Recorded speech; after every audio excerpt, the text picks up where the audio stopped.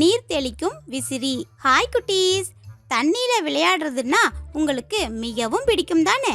தண்ணீரை தெளித்து விளையாடுற மாதிரி ஒரு அமைப்பை ஈஸியா செய்யலாம். தேவையான பொருட்கள்: ஒரு பிளாஸ்டிக் ஸ்ட்ரா, நட்டுடன் கூடிய ஸ்போக் கம்பி, பிளாஸ்டிக் பாட்டில் மற்றும் இது போல சில சாதாரண பொருட்களும் தேவைப்படும். பாட்டிலை சுற்றிலும் இது போல டேப்பை ஒட்டிக்கலாம்.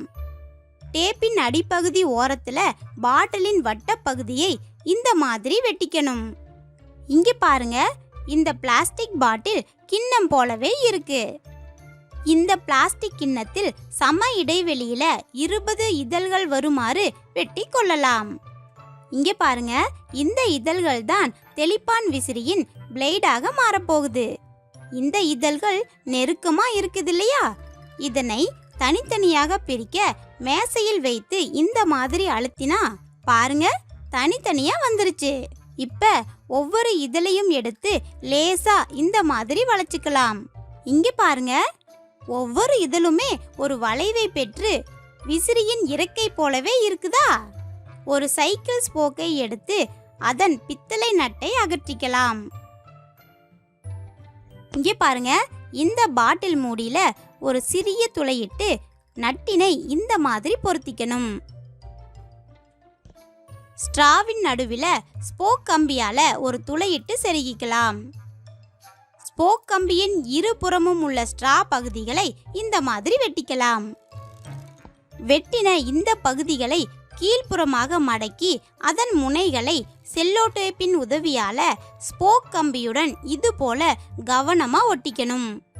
இத பாருங்க, முக்கோண பம்ப் போலவே இருக்குதுல்ல? இதுதான் தண்ணீரை தெளிக்க போகுது. சரி, இப்ப ஒரு பிவிசி பைப்பை எடுத்து ஒரு சிறிய துளையை போட்டுக்கலாம். பிவிசி குழாயில இந்த ஸ்போக் கம்பியை வச்சுக்கலாம். இங்க ஒரு வாசர் போல செயல்படுவதற்காக இந்த பாசிமணியை இங்க பொருத்திக்கலாம். அதுக்கப்புறம் மூடியில பொருத்தப்பட்ட திருகு நட்டுல இந்த ஸ்போக் கம்பியை இணைச்சுக்கலாம். அவ்வளோதாங்க, தண்ணீர் தெளிப்பான் ரெடி. இந்த விசிறி மேல ஊதினா விசிறியும் சுழலுது, முக்கோண வடிவ ஸ்ட்ரா பம்பும் சுழலுது. பாருங்க,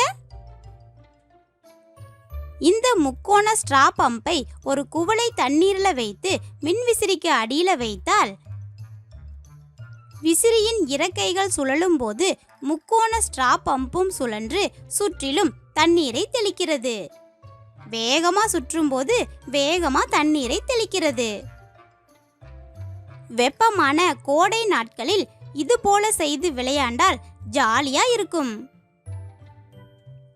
இதற்கு காரணம், உறிஞ்சப்படும் நீரானது மைய விலக்கு விசை காரணமாக வெளியே தள்ளப்படுகிறது.